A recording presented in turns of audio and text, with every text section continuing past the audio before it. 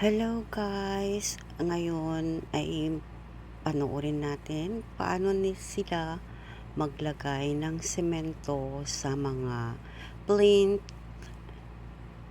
beam natin. Plinth. P-L-I-N-T-H beam. Ang plinth beam ay nakakatulong ito sa pagmo-moist ng bahay. Para hindi mag-moist ang bahay, yung singaw ng tubig o kaya pag natubigan ang loob ng bahay, yan, prevent niya yan. Tapos, nakakaano ito ng mga cracks ng bahay, lalo na pag may earthquake, yung sinasabi nilang seismic activity of the ground. Ang seismic activity of the ground, yung paggalaw ng bahay, lalo na pag may lindol. Yan, nakakatulong para magiging smooth ang uga ng bahay. Yan ang gamit ng plinth beam. Yan, ngayon isisemento na nila para may start na ang pagpapatayo ng mga poste-poste. Next naman, poste-poste na yan. Okay, ayan na. O, sementohin nila yan. Alam nyo, ang init, sa totoo lang, 39 degrees ang init ngayon. Pati ako na nagkakamera, ang init po. Alam nyo, bigat-bigat kaya yung hose na hawak-hawak ng matanda na yan, oo. Mabigat yan, matanda na rin yan, may edad na. Pero kita mo, lakas pa rin niya magtrabaho. Pero ang ganda no ngayon, very high-tech na talaga. Sa bagay, dito naman sa Japan, high-tech sila sa mga ganyan eh. Ayan, tignan mo. Lalagyan nila yan ng semento. Tapos yung isa naman, tusok-tusukin niya yan kung nakapasok pa para pumasok mabuti yung mga semento na ilalagay dyan sa plinth beam. Tapos yung isa naman ay ipaplatada niya yan. Tapos yung isa naman, memesura niya kung tama ang taas ng semento. O, kita yan, kaya magsusunod-sunod silang ganyan. Ang bilis, diba? Yan, o, tinutusok-tusok niya, o.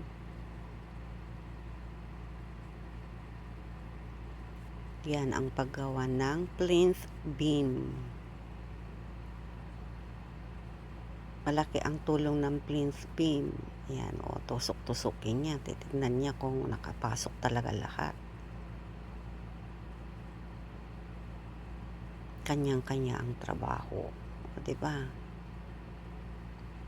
Yung isa naman, nandoon, naglalagay nagche-check siya kung umaagos yung semento. Yan, maliit lang ang drum mixer ngayon na gamit kasi konti lang naman ang sisementohan. Hindi kagaya noon na yung flooring niya maraming semento kailangan doon. Eh ngayon konti lang yan. O yan, tinutusok-tusok, tinitignan.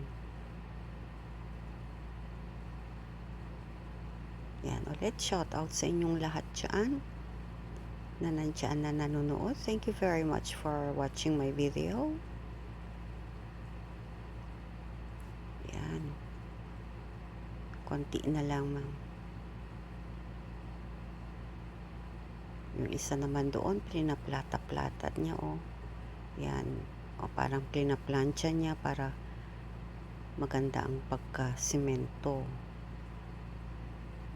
Yung naka-black naman, yung pinaka-head nilang parang niya, engineer, yun ang nagme-measure kung tama ang nailagay na semento para pantay-pantay ang taas, ang level niya. Yan. Konting na lang, kembot, matatapos na. Kembot talaga, no? Ang init. Pati camera ko ang init na, oh. Yan, konti na lang, malapit nang matapos.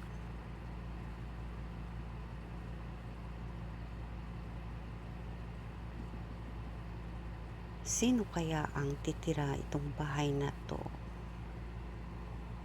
Kikita nyo parang ang liit yan, pero malaking yan, lupa.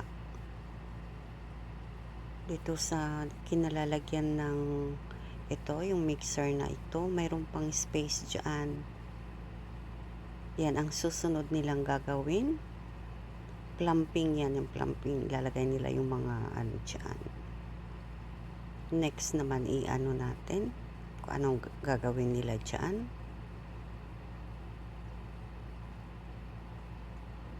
Yan.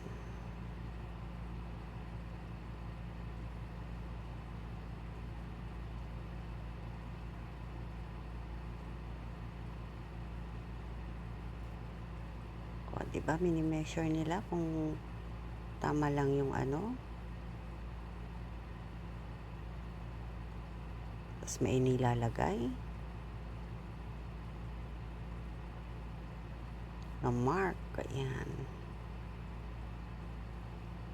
Kunting ano na lang, malapit ng matapos.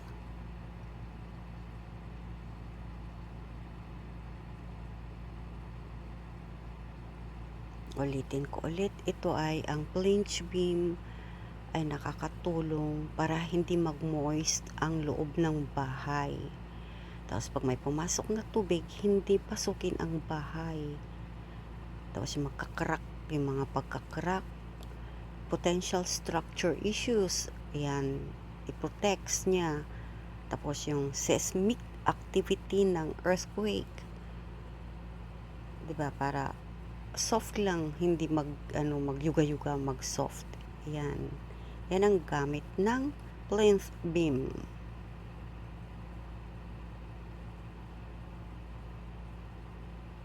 Yan, konti na lang. Malapit na. Yan, shout out ulit sa inyong lahat dyan. Yan, pinaplata-plata niya yan.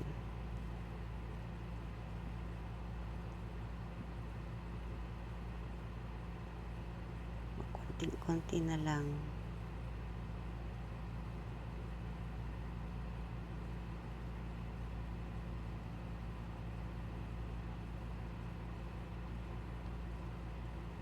Init.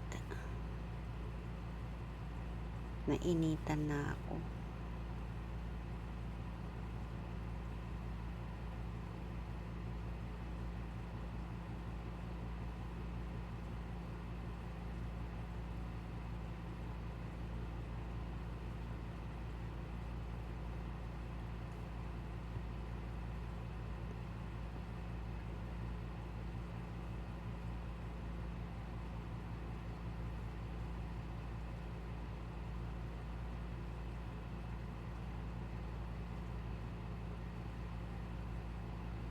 Yan, maliit lang yung mixer na drum mixer ng concrete. Konti lang kasi itong anuhin nila ngayon. Pero bigat kaya yung hose na yan. Yan o, yun. Bigat yan. Buhat-buhat nung mama Yun na ang last na nila, lalagyan. Pinaka-last na yan. Malapit nang matapos.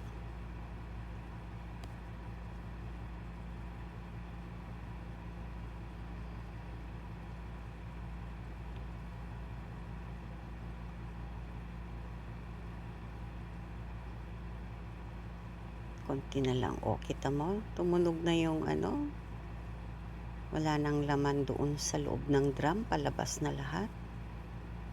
Yan. Ngayon, kukuskusin nung mama, ilalabas na niyang lahat.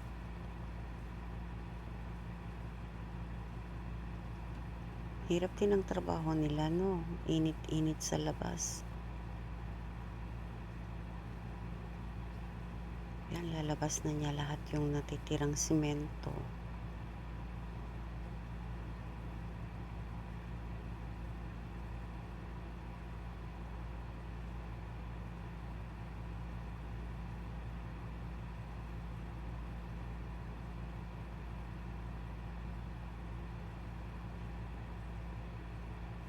Okay, iyan na lang po ngayong araw na to ang kanilang ginawa. Thank you very much for watching, and please don't forget to subscribe, like, and share. Thank you so much.